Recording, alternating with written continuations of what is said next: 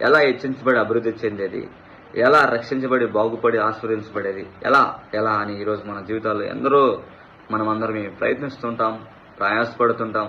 ఎలా దీవించబడాలి, ఆస్వాదించబడాలి, హెచ్చించబడాలి, రక్షించబడాలి, ఎలా మనము మన జీవితంలో ఇవన్నిటిని స్థిరపరచుకోవాలి, వీటన్నిటిని నిలబెట్టుకోవాలి అని మనము ఎన్నో రకాలుగా మనము ప్రయత్నిస్తుంటాం. ప్రతిప్పుడు చెల్లి సహోదరులారా, అయితే ఎలా మనము దీవించబడి, ఆశీర్వదించబడి, రక్షించబడి, బాగుపడి ఉన్నతమైన స్థితికి వెళ్తామో, స్థిరపడతామో ఒక భక్తుడు తెలియజేస్తున్నాడు. తెలుసుకుందాం. పరిశుద్ధ గ్రంథం నుంచి కీర్తన గ్రంథం 75వ అధ్యాయము 6-7 వచనాలు చూసినట్లయితే మనకు బాగా అర్థమవుతుంది. తూర్పు నుండైనను పడమటి నుండైనను అరణ్యము నుండైనను హెచ్చు కలగదు. దేవుడే తీర్పు తీర్చువాడు. ఆయన ఒకరిని తగ్గించును, ఒకరిని హెచ్చించును. ప్రతిప్పుడు చెల్లి సహోదరులారా, చూడండి, దేవుడే తీర్పు తీర్చువాడు, దేవుడే హెచ్చించేవాడు, దేవుడే తగ్గించేవాడు, దేవుడే అన్ని విధాలుగా స్థిరపరచువాడు, రక్షించేవాడు, బాగుపరచువాడు. ఈరోజు ప్రతిప్పుడు చెల్లి సహోదరులారా, కాలములను బట్టో, రోజులను బట్టో, దిక్కులను బట్టో మన జీవితాలు మార్చబడు, మన జీవితాలు ఆశీర్వదించబడు, మన జీవితాలు బాగుపడు, మన జీవితాలు ఉన్నతమైన స్థితికి వెళ్దాం. చూడండి, రోజులను బట్టి చూస్తుంటారు, కాలాన్ని బట్టి చూస్తున్నారు, ఇంకా రకరకాలుగా మనం చూసినట్లయితే ఎలా మనము ఆశీర్వదించబడదని అనేక మార్గాల్లో వెళ్తుంటారు.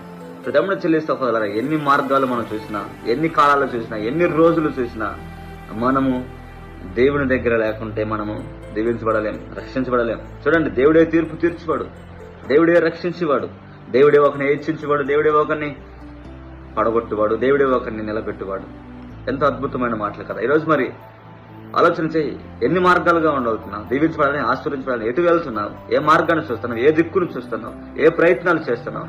దిక్కులు ప్రయత్నాలు, రోజులు ప్రయత్నాలు, చూపుడు ప్రయత్నాలు పనికిరావు మిత్రమా.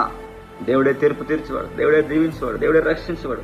ఇశ్రాయేలు ప్రజలు మగ్గిపోతున్నప్పుడు, శ్రమలతో, శోధనతో, అంధకములో బానిసలుగా ఊగిపోతున్నప్పుడు, సోలిపోతున్నప్పుడు మోషేని దేవుడు పంపించి వారి బంధకాలను విడిపించి వారిని రక్షించి అభివృద్ధి చేస్తూ, దీవిస్తూ, స్థిరపరుస్తూ, వారికి బాధ్యతనిచ్చి ఉన్నతమైన అధికారులుగా నిలబెడుతూ స్వతంత్రమైన జీవితాలు జీవించే విధంగా దేవుడు నడిపించాడు. ఈరోజు అటు దేవుడు నడిపించేవాడుగా ఉన్నాడు. అంటే వారిగా దీవెనకరంగా, మేలుకరంగా ఉన్నతమైన స్థితికి ఎక్కించి అభివృద్ధిలోకి నడిపించి, రక్షించి, బాగుపరిచి జీవితాన్ని ఇచ్చే విధంగా క్రీస్తు ఉన్నాడు. దేవుడే రక్షించాడు, దేవుడే నిలబెట్టేవాడు. ప్రతిప్పుడు చెల్లి సహోదరులారా, చూడండి ఎంత అద్భుతమైన సందేశం ఈరోజు నీతో మాట్లాడుతుంది. దేవుడు రక్షించేవాడు, దేవుడు దీవించేవాడు. కాబట్టి ఆయన దగ్గర మనం ఉండాలి. ఆయన తీర్పు తీర్చే దేవుడు. మన నీతికి తగినట్టుగా, క్రియకు తగినట్టుగా మన జీవితానికి ఆయన తీర్పు తీర్చి ఆశీర్వదించేవాడుగా ఉన్నాడు. ఈరోజు మరి నువ్వు ఏ దిక్కు నమ్ముకుంటున్నావు, ఏ రోజు నమ్ముకుంటున్నావు, ఏ కాలాన్ని నమ్ముకుంటున్నావు? చూడండి, 1 పేతురు 4వ అధ్యాయంలో 19వ వచనంలో ఒక మాట ఉంటుంది, చదువుకుందాం. కాబట్టి దేవుని చిత్త ప్రకారంగా బాధపడేవారు సత్ప్రవర్తన గలవారై నమ్మకమైన సృష్టికర్తకు తమ ఆత్మను అప్పగించుకునే వారు.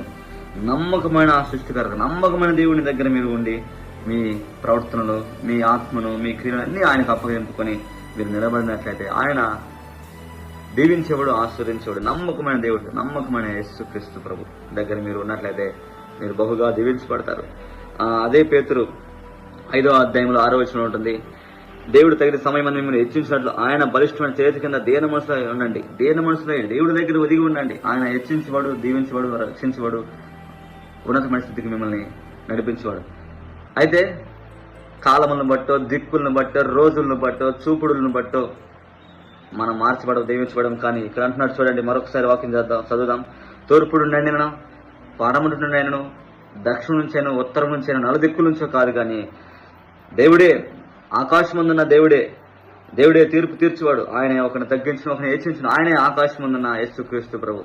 ఆయన నీ జీవితాన్ని దీవించేవాడు, రక్షించేవాడు. కాబట్టి ఆయన చేతి కింద నువ్వు దీన మనసులో ఉండాం.